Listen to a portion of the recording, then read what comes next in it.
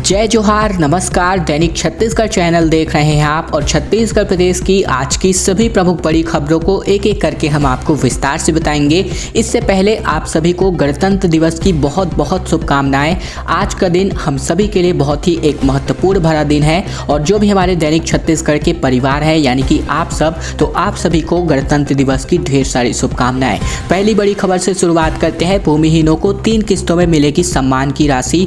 गणतंत्र दिवस यानी कि आज के दिन इस योजना का औपचारिक ऐलान किया जाना है। छत्तीसगढ़ राज्य सरकार के द्वारा भूमिहीन किसान और श्रमिकों को 6,000 रुपए सालाना जो है सरकार की तरफ से मिलने जा रही है। राज्य सरकार इस योजना का औपचारिक ऐलान आज करने जा रही है।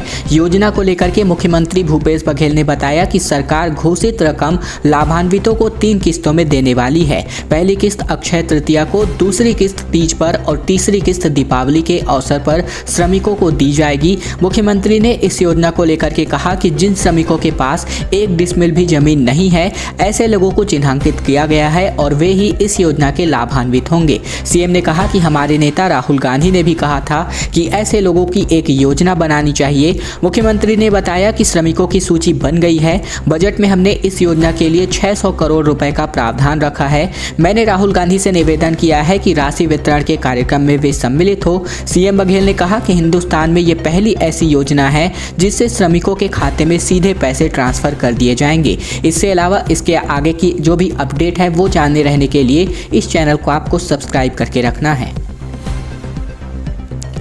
एक बार फिर से छत्तीसगढ़ में ठंड वापस लौटने जा रही है और कड़ाके की ठंड पड़ेगी क्योंकि सरगुजा और बिलासपुर संभाग में शीतलहर की संभावनाएं बन रही है। राज्य में 3 से लेकर के 4 डिग्री तक तापमान गिर सकता है। दरअसल छत्तीसगढ़ में ठंड का मौसम एक बार फिर से लौट आया है। उत्तर से शुष्क और ठंडी हवाएं प्रदेश में आ रही हैं और इसकी वजह से मौसम में अचानक सर्दी होने लगी है। मौसम विभाग का अनुमान है कि 28 जनवरी तक न्यूनतम तापमान में 3 से लेकर के 4 डिग्री तक की गिरावट आ सकती है। सरगुजा और बिलासपुर संभाग के कुछ क्षेत्रों में शीतलहर की संभावनाएं भी जताई जा रही है। रायपुर मौसम विज्ञान केंद्र के विज्ञानी HP चंद्र ने बताया कि प्रदेश में उत्तर से ठंडी और शुष्क हवा आने के कारण प्रदेश में मौसम शुष्क रहने की संभावना है। 26 से लेकर के 27 जनवरी तक न्यूनतम तापमान में 3 से लेकर 4 डिग्री तक की गिरावट संभव है। ऐसे में अधिकतम तापमान में विशेष परिवर्तन होने की संभावना फिलहाल नहीं है। मौसम वैज्ञानिकों के मुताबिक 27 से लेकर के 28 जनवरी को प्रदेश में 1-2 पैकेट में शीतलहर की स्थिति निर्मित होने की भी संभावना है और यह पैकेट सरगुजा और बिलासपुर संभाग के जिलों में हो सकते हैं। इस अवधि में प्रदेश के उत्तरी भाग में 1-2 क्षेत्रों में सुबह के वक्त हल्के से मध्यम स्तर का कोहरा बनने की भी संभावनाएं बन रही है। मौसम वैज्ञानिकों के मुताबिक पश्चिमी विक्षोभ के गुजर जाने के बाद इस क्षेत्र का मौसम अधिक ठंडा हो जाता है। अगर अचानक से न्यूनतम तापमान में 4 से 5 डिग्री की गिरावट आए तो वो शीतलहर की स्थिति होती है। और अब चलिए छत्तीसगढ़ में कोरोना के ताज़ा आंकड़ों की बात करें तो छत्तीसगढ़ में बीते 24 घंटे में 23 कोरोना मरीजों की मौत हुई है, जो कि अपने आप में चौंकाने वाले आंकड़े हैं। इधर 4,914 नए संक्रमितों की पुष्टि हुई है। दरअसल बात करें छत्तीसगढ़ में कोरोना की रफ्तार तेजी से फैल रही है। रोजाना प्रदेश के अलग अलग हिस्सों से सैकड़ों नए मरीजों की पुष्टि हो रही है। तो वही बीते 24 घंटे में भी ताबड़तोड़ 4,914 नए संक्रमित मरीजों की पुष्टि हुई है और 23 कोरोना मरीजों की मौत भी हुई है। ऐसे में अगर मैं बात करूं तो प्रदेश में अब सक्रिय मरीजों की संख्या बढ़कर 30,254 पर जा पहुंची है और वहीं पॉजिटिविटी दर की बात करें तो 10.45% पर पूरे प्रदेश का पॉजिटिविटी रेट पहुंच गया है। इधर मैं बात करूं जिलेवार आंकड़ों के मुताबिक तो रायपुर में 1156, दुर्ग में 911, बिलासपुर में 320 सहित इधर धमतरी में 183, राजनांदगांव में 225, मरवाही यानी कि गौरेला पेंड्रा मरवाही में 56, रायगढ़ में 192, जांजगीर में 111, जबकि जांजगीर में 91, कोरबा में 111 जो मरीज है वो सामने आए हैं। इसी प्रकार कांकेर में 142 और नारायणपुर से 40, तब की बीजापुर से 102 और साथ ही साथ बस्तर से 127 मरीज, जसपुर से भी 127 मरीज सामने आए हैं। FSSAI यानी कि food safety security authority of India ने छत्तीसगढ़ में 49.7% तेलों में मिलावट बताई है। तेल में खेल, इसके अलावा छत्तीसगढ़ के जो खाद्य तेल है इसमें कीटनाशक 177 सैंपल में से लगभग 88 जो सैंपल है वो खाने लायक नहीं है। दरअसल बात करें FSSAI ने 29 दिसंबर को देश भर के 29 राज्यों में तेल की जांच रिपोर्ट जारी की थी और इसमें शुद्धता के मामले में छत्तीसगढ़ 24वें नंबर पर था। हमारी टीम ने यहाँ से लिए लिए गए सैंपल की जांच का ब्यौरा निकाला, तब खुलासा हुआ कि यहाँ राइस ब्रान ऑयल और सरसों तेल के ज़्यादातर सैंपल शुद्धता और मानकों पर खरे नहीं उतरे हैं। अगर आपके घर में इस्तेमाल किया जाने वाला तेल कितना शुद्ध है, क्वालिटी कैसी है, इसकी पड़ताल का आम लोगों के पास कोई सिस्टम नहीं है। लेकिन food safety and standard authority of India की ताज़ा रिपोर्ट ने छत्तीसगढ़ में बिक रहे तेल की क्वालिटी पर गंभीर सवाल खड़े कर दिए हैं। FSSAI की रिपोर्ट के मुताबिक छत्तीसगढ़ में सभी जिलों में अलग अलग तेलों के 177 सैंपल कलेक्ट किए गए थे, जिसकी देश भर की अलग अलग प्रयोगशालाओं में जांच करवाई गई है। जांच रिपोर्ट चौंकाने वाली है, क्योंकि इन सैंपलों में आधे यानी कि 88 जो सैंपल है, यानी कि 49.7% जो सैंपल है, ये मानकों पर खरे नहीं उतरे हैं या फिर इनमें मिलावट पाई गई है। यहाँ बिक रहा राइस ब्रान ऑयल या फिर सरसों का तेल ऐसे हैं जिनके सैंपल ज़्यादातर सबसे ज़्यादा फेल हुए हैं, यानी कि इनकी क्वालिटी बाकी तेलों की तुलना में बहुत खराब पाई गई है। यही नहीं, देश भर के 29 राज्यों में छत्तीसगढ़ तेलों की क्वालिटी के मामले में 24वें पायदान पर है। अर्थात यहाँ के बाद देश में केवल 5 ही राज्य हैं जहाँ खाने के तेल में सर्वाधिक सैंपल फेल हुए हैं। यानी कि आप इसका अंदाजा लगा सकते हैं कि छत्तीसगढ़ में कितनी ज़्यादा मिलावट हो रही है। राजपथ पर छत्तीसगढ़ के गोधन की कहानी दिखने जा रही है। देश के सिर्फ 12 राज्यों की झांकियां परेड में होंगी शामिल। जानिए छत्तीसगढ़ की झांकी में क्या खास रहने वाला है। दरअसल छत्तीसगढ़ के गोधन न्याय योजना को प्रदर्शित करती झांकी आज के दिन राजपथ पर आयोजित गणतंत्र दिवस परेड का हिस्सा होगी। प्रदेश के लिए यह एक बड़ा अवसर है, क्योंकि 29 राज्यों में प्रतियोगिता के बाद केवल 12 को ही इस परेड में शामिल होने का मौका मिला है। प्रदेश के लिए यह झांकी अकेला विकल्प नहीं थी। ऐसे में छत्तीसगढ़ के जनसंपर्क आयुक्त दीपांशु काबरा के मुताबिक विशेषज्ञ समिति ने आजादी के 75 वर्ष पूर्व होने पर इंडिया 75 न्यू आइडिया की थीम घोषित की थी। गोधन न्याय योजना को न्यू आइडिया के तौर पर चयनित किया गया है और यह झांकी गांवों में उपलब्ध संसाधन और तरीकों से आधुनिक जीवन के साथ प्रस्तुत करती है। यह बताती है कि शहरी और ग्रामीण तकनीक को मिला लिया जाए तो विश्व की कई समस्याओं का समाधान हो सकता है। अबूझमाड़ के ग्रामीणों ने पहली बार मुख्यमंत्री को देखा, बोले वोट देकर के सरकार बनाई, नाम सुना था, अब बात किए तो खुशी हो गई। दरअसल बात करें दंतेवाड़ा जिले के छिन्नार और पाहुनार घाट पर इंद्रावती नदी पर बने पुल का उद्घाटन करने पहुंचे मुख्यमंत्री भूपेश बघेल। यहां सीएम को देखने और उनके स्वागत के लिए अबूझमाड़ के सैकड़ों ग्रामीण भी आए थे, जिन्होंने पहली बार मुख्यमंत्री को देखा। वे काफी खुश हुए। पुल का उद्घाटन करने के बाद भी अबूझमाड़ के ग्रामीणों से मुख्यमंत्री ने मुलाकात की। इस दौरान सीएम ने एक ग्रामीण से पूछा, पुल बना है, अब आपको कैसा लग रहा है? जिसका जवाब देते हुए ग्रामीण ने कहा कि पुल बनने से हम बेहद खुश हैं, हमारी राह अब आसान हो गई है। वहीं मुख्यमंत्री भूपेश बघेल और आबकारी मंत्री कवासी लखमा ने ग्रामीणों से ढोल लिया और पुल के ऊपर ही ग्रामीणों के साथ ढोल बजवा करके झूमने लगे। ग्रामीणों ने सीएम से कहा कि हम आपको पहली बार देख रहे हैं, बहुत खुशी हो रही है। NHAI यानी कि national highway authority of India ने नहीं बनाया अंडर ब्रिज, तो इसकी वजह से फूट पड़ा ग्रामीणों का गुस्सा। कोरबा अंबिकापुर मार्ग में 2 घंटे तक लोगों ने किया चक्का जाम। अब फरवरी से शुरू होगा इसका काम। दरअसल बिलासपुर में NHAI की ओर से निर्माणाधीन 4 लेन में अंडर ब्रिज नहीं बनाने से नाराज ग्रामीणों ने बीते दिन सुबह 2 घंटे तक चक्का जाम कर दिया। इसके चलते कोरबा अंबिकापुर मार्ग में वाहनों की कतार लग गई। खबर मिलते पर ही पुलिस और राजस्व विभाग के अफसर पहुंचे और ग्रामीणों की समझाइश देते रहे, लेकिन ग्रामीण अंडर ब्रिज बनाए बिना आवागमन शुरू नहीं करने की मांग पर अड़े रहे। आखिरकार NHAI के इंजीनियर को बुला करके फरवरी से अंडर ब्रिज बनाने का जो काम है, भरोसा है, दिलाया गया है।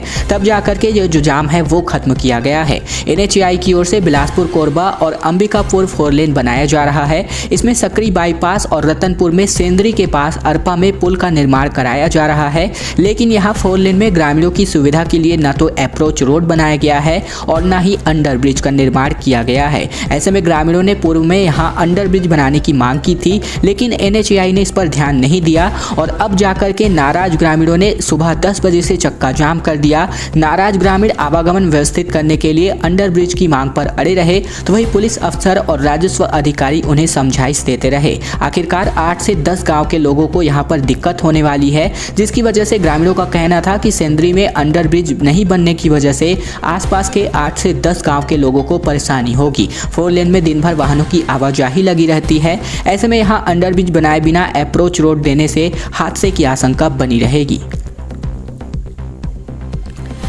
पार्षद के खिलाफ आक्रोश पर सीएम के काफिलों को काला झंडा दिखा करके किया गया प्रदर्शन और इन प्रदर्शनकारियों को पुलिस द्वारा किया गया गिरफ्तार। दरअसल बात करें भारतीय जनता युवा मोर्चा यानी कि BJYM ने मुख्यमंत्री भूपेश बघेल के काफिले को काला झंडा दिखा करके अपना विरोध प्रदर्शन किया। जगदलपुर के संजय गांधी वार्ड के पार्षद कोमल सेना पर FIR की मांग को लेकर भाजपाई बोधघाट थाना के सामने प्रदर्शन कर रहे हैं। इस वजह से इसी को लेकर के युवा मोर्चा ने सीएम के काफिले को चांदनी चौक में काला झंडा दिखाया और कोतवाली पुलिस ने युवा मोर्चा के कार्यकर्ताओं को गिरफ्तार कर थाने में बिठा दी। इस पर कोमल सेना पर वार्ड वासियों ने PM आवास के नाम पर लाखों रुपए के धोखाधड़ी का आरोप लगाया है। ऐसे में भारतीय जनता युवा मोर्चा ने मुख्यमंत्री भूपेश बघेल को काफिले को काले झंडे दिखाकर अपना विरोध प्रदर्शन किया है, जिस वजह से पुलिस ने इनको गिरफ्तार भी कर लिया है।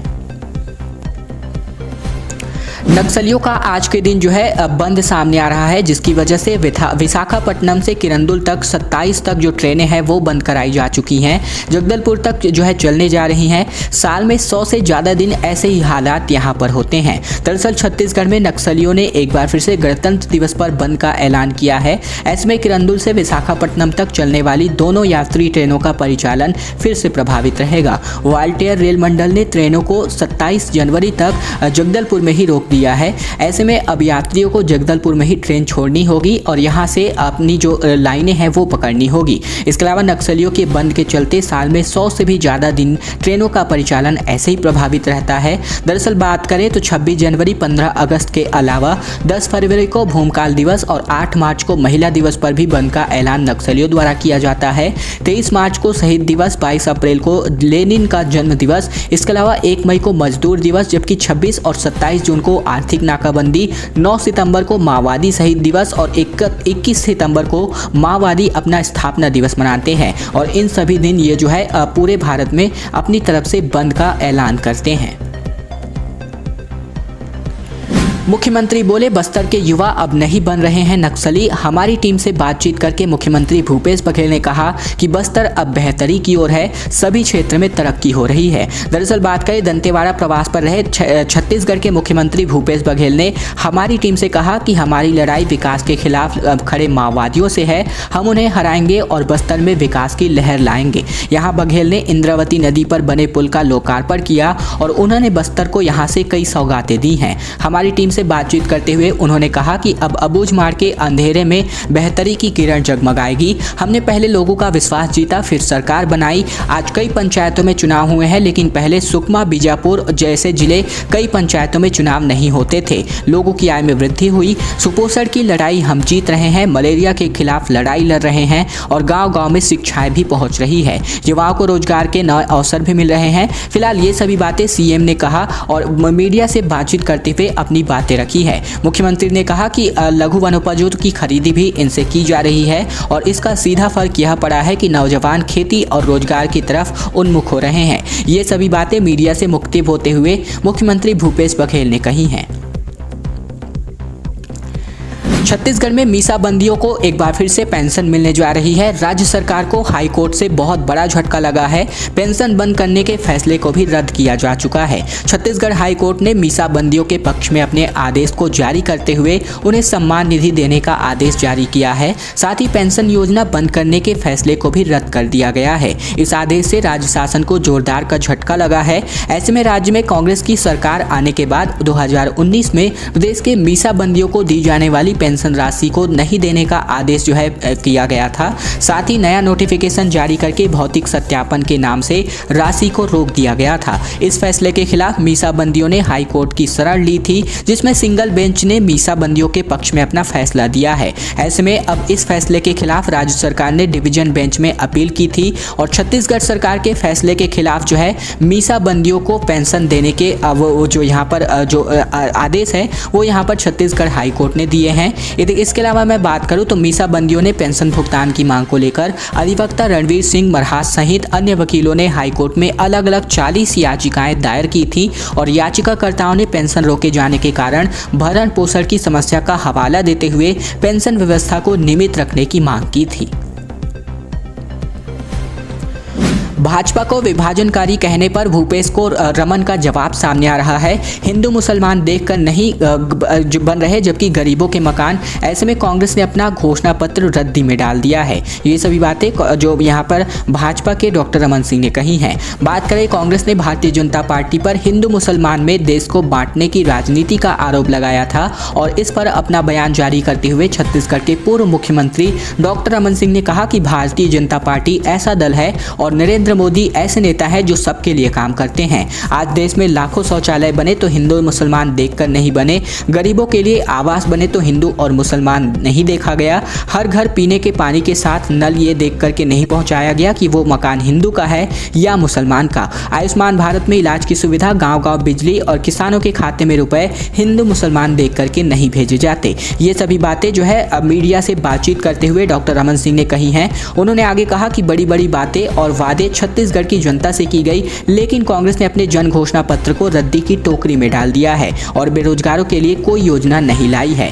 दोस्तों, आज की खबरों का सिलसिला बस ये तक का था। वीडियो अगर आपको पसंद आए तो इस वीडियो के नीचे लाइक बटन है जिसे दबाकर इस वीडियो को आपको बहुत ही छोटा सा लाइक कर देना है। नीचे लाल कलर का सब्सक्राइब बटन भी दिया है जिसे दबाकर इस चैनल को आपको सब्सक्राइब करना है ताकि प्रतिदिन की महत्वपूर्ण खबरें, छत्तीसगढ़ समाचार बिना किसी रुकावट रोजाना हम आप तक पहुंचा सके। तो चैनल को सब्सक्राइब करने का बहुत ही छोटा सा काम आप लोगों को जरूर से कर लेना है।